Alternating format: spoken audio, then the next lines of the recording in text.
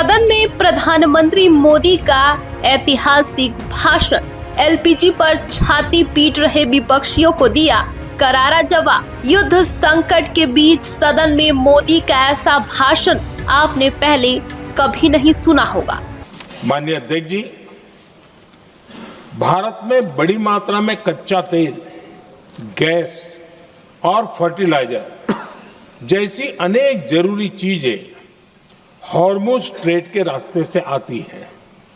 युद्ध के बाद से ही हॉर्मुज स्ट्रेट में जहाजों का आना जाना बहुत चुनौतीपूर्ण हो गया है। बावजूद इसके हमारी सरकार का ये प्रयास रहा है कि पेट्रोल, डीजल और गैस की सप्लाई बहुत ज्यादा प्रभावित न हो, देश के सामान्य परिवारों को परेशानी भी कम से कम हो, इस पर हमारा फोकस रहा है। हम सभी जानते हैं, देश अपनी जरूरत की 60% एलपीजी आयात करता है। इसकी सप्लाई में अनिश्चितता के कारण सरकार ने एलपीजी के डोमेस्टिक उपयोग को प्राथमिकता दी है। साथ ही एलपीजी के देश में ही उत्पादन को भी बढ़ाया जा रहा है। पेट्रोल, डीजल की सप्लाई पूरे देश में सुचारू रूप से होती रहे, इस पर भी लगातार काम किया गया है। अध्यक्ष जी, आज की इन परिस्थितियों में एनर्जी सिक्योरिटी को लेकर बीते एक दशक में उठाए गए कदम और भी प्रासंगिक हो गए हैं। भारत ने बीते 11 वर्षों में अपनी एनर्जी इंपोर्ट का डाइवर्सिफिकेशन किया है। पहले क्रूड ऑयल, एलएनजी, एलपीजी ऐसी एनर्जी जरूरतों के लिए 27 देशों से इंपोर्ट किया जाता था। वहीं आज भारत 41 देशों से एनर्जी इंपोर्ट करता है। अध्यक्ष जी, बीते दशक में भारत ने संकट के ऐसे ही समय के लिए कच्चे तेल के भंडारण को भी प्राथमिकता दी है। आज भारत के पास 53 लाख मीट्रिक टन से अधिक का स्ट्रेटेजिक पेट्रोलियम रिजर्व है और 65 लाख मीट्रिक टन से अधिक के रिजर्व की व्यवस्था पर देश काम कर रहा है। हमारी तेल कंपनियों के पास जो रिजर्व रहता है वो अलग है। बीते 11 वर्षों में हमारी रिफाइनिंग कैपेसिटी में भी उल्लेखनीय वृद्धि हुई है। अध्यक्ष जी, सरकार अलग अलग देशों के सप्लायर्स के साथ भी लगातार संपर्क में है। प्रयास ये है कि जहां से संभव हो वहां से तेल और गैस की सप्लाई होती रहे। भारत सरकार गल्फ और आसपास के शिपिंग रूट्स पर निरंतर नजर बनाए हुए है। हमारा प्रयास है कि तेल हो, गैस हो, फर्टिलाइजर हो, ऐसे हर जरूरी सामान से जुड़े जहाज भारत तक सुरक्षित पहुंचे। हम अपने सभी वैश्विक सहयोगियों के साथ निरंतर संवाद कर रहे हैं ताकि हमारे मैरीटाइम कॉरिडोर सुरक्षित रहे। ऐसे प्रयासों के कारण बीते दिनों हॉर्मुज स्ट्रेट में फंसे हमारे कई जहाज भारत आए भी हैं। अध्यक्ष जी, संकट के इस समय में देश की एक और तैयारी भी बहुत काम आ रही है। पिछले 10-11 साल में इथेनॉल के उत्पादन और उसकी ब्लेंडिंग पर अभूतपूर्व काम हुआ है। एक दशक पहले तक देश में सिर्फ 1-1.5% इथेनॉल ब्लेंडिंग कैपेसिटी थी। आज हम पेट्रोल में 20% इथेनॉल ब्लेंडिंग के करीब पहुंच रहे हैं। इसके कारण प्रति वर्ष करीब 4.5 करोड़ बैरल कम ऑयल इंपोर्ट करना पड़ रहा है। ऐसे ही रेलवे के बिजलीकरण से भी बहुत बड़ा फायदा हो रहा है। अगर रेलवे का इतना बिजलीकरण न होता तो हर साल करीब 180 करोड़ लीटर डीजल अतिरिक्त लगता। ऐसे ही हमने मेट्रो का नेटवर्क बढ़ाया है। 2014 में जहां देश में मेट्रो नेटवर्क 250 किलोमीटर से भी कम था, आज ये बढ़कर करीब 1100 किलोमीटर हो गया है। हमने इलेक्ट्रिक मोबिलिटी पर बहुत अधिक बल दिया। केंद्र सरकार ने राज्यों को 15,000 इलेक्ट्रिक बसें चलाने के लिए दी हैं। आज जिस स्केल पर वैकल्पिक ईंधन पर काम हो रहा है, उससे भारत का भविष्य और सुरक्षित होगा।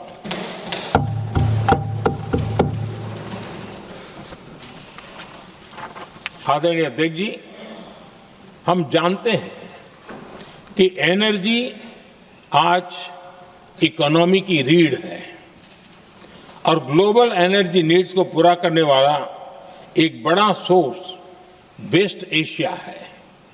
स्वाभाविक है कि दुनिया भर की अर्थव्यवस्था वर्तमान संकट से प्रभावित हो रही है और भारत पर इसका कम से कम दुष्प्रभाव हो, इसके लिए निरंतर प्रयास किए जा रहे हैं।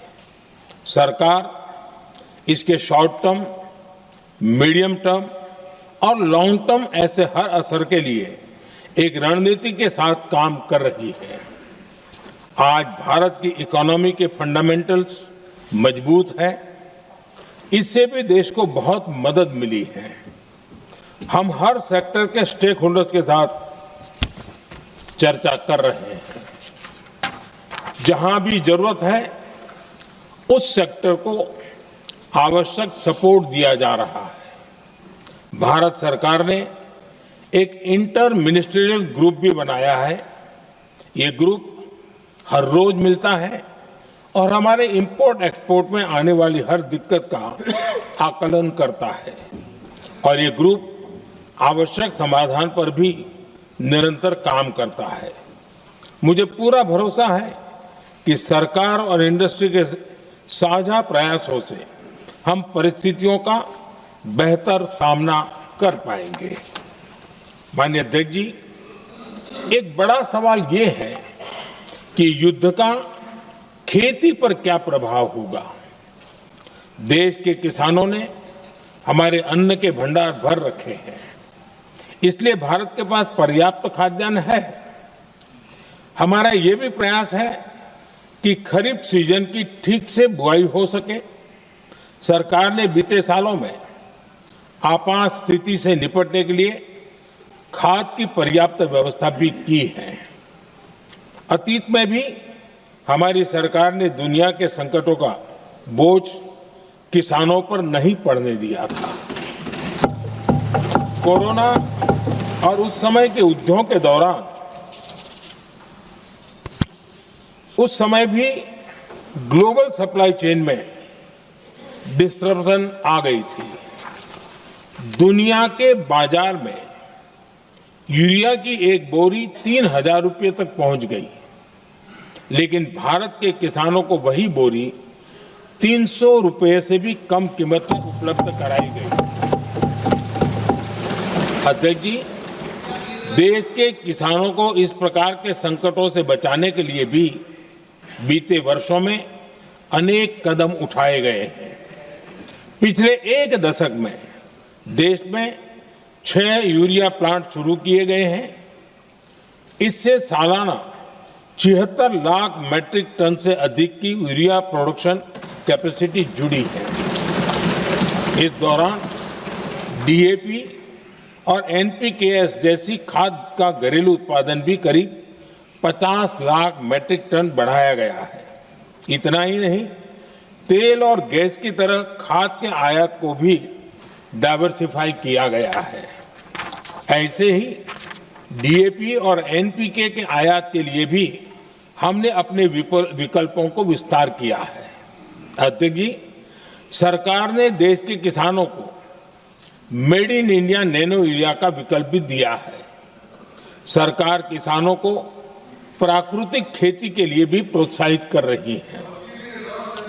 पीएम कुसुम योजना के तहत किसानों को 22 लाख से ज्यादा सोलर पंप दिए गए हैं। इससे भी डीजल पर उनकी निर्भरता कम हुई है। मैं सदन के माध्यम से देश के किसानों को विश्वास दिलाता हूं कि सरकार किसानों की हर संभव मदद करती रहेगी।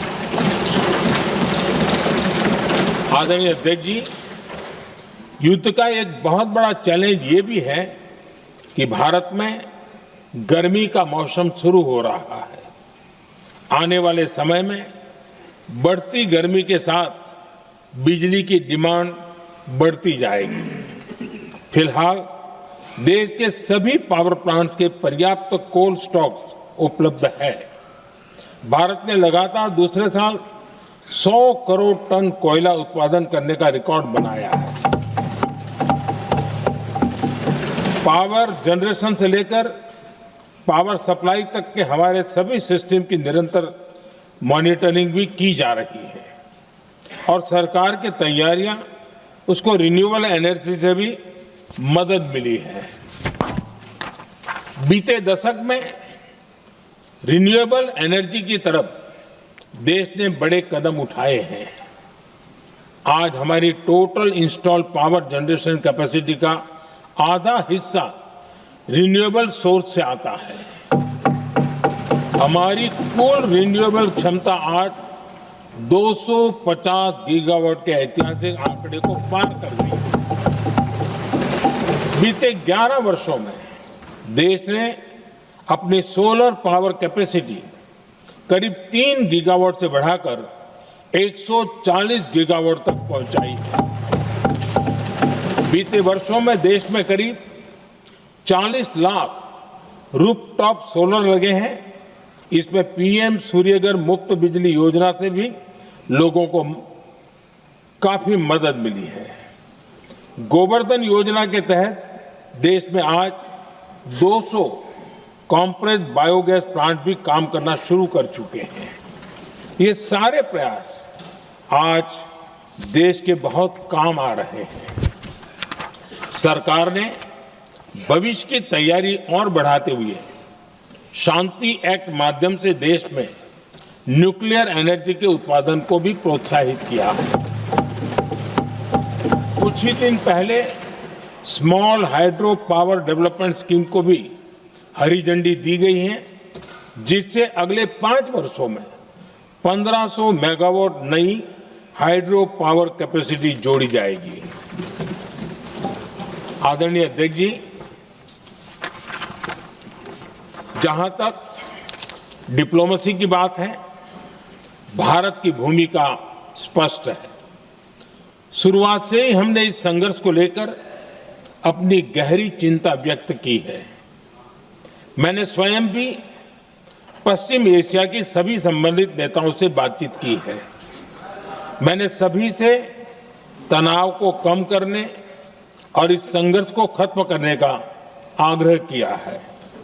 भारत ने नागरिकों, एनर्जी और ट्रांसपोर्ट से जुड़े इंफ्रास्ट्रक्चर पर हमलों का विरोध किया है। कमर्शियल जहाजों पर हमला और हॉर्मुज स्ट्रेट जैसे अंतर्राष्ट्रीय जलमार्ग में रुकावट अस्वीकार्य है। भारत डिप्लोमेसी के जरिए युद्ध के इस माहौल में भी भारतीय जहाजों के सुरक्षित आवागमन के लिए निरंतर प्रयास कर रहा है। अध्यक्ष महोदय, भारत हमेशा से ही मानवता के हित में और शांति के पक्ष में अपनी आवाज उठाता रहा है। मैं फिर कहूंगा कि बातचीत और कूटनीति ही इस समस्या का समाधान है। हमारे हर प्रयास तनाव को कम करने, इस संघर्ष को समाप्त करने के लिए है। इस युद्ध में किसी के भी जीवन पर संकट मानवता के हित में नहीं है। इसलिए भारत का प्रयास सभी पक्षों को जल्द से जल्द शांतिपूर्ण समाधान के लिए प्रोत्साहित करने का है। अध्यक्ष जी, जब ऐसे संकट आते हैं तो कुछ तत्व इसका गलत फायदा उठाने की कोशिश भी करते हैं। इसलिए कानून व्यवस्था सुनिश्चित करने वाली सभी एजेंसियों को अलर्ट पर रखा गया है। कोस्टल सिक्योरिटी हो, बॉर्डर सिक्योरिटी हो, साइबर सिक्योरिटी हो, स्ट्रेटेजिक इंस्टॉलेशंस हो, सबकी सुरक्षा को और मजबूत किया जा रहा है। अध्यक्ष जी, इस युद्ध के कारण दुनिया में जो कठिन हालात बने हैं, उनका प्रभाव लंबे समय तक बने रहने की आशंका है। इसलिए हमें तैयार रहना होगा, हमें एकजुट रहना होगा।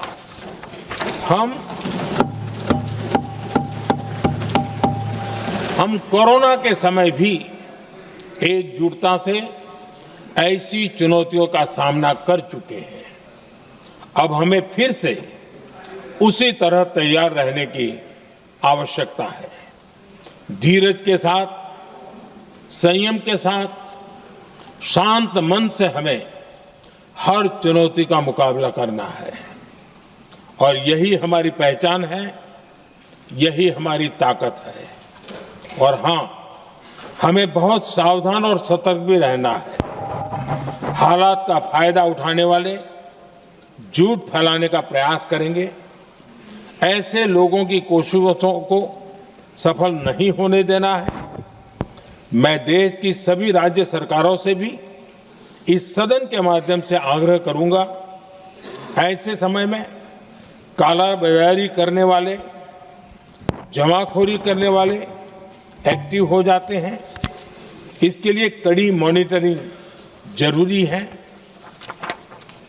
जहां से भी ऐसी शिकायतें आती हैं, वहां त्वरित कार्रवाई होनी चाहिए।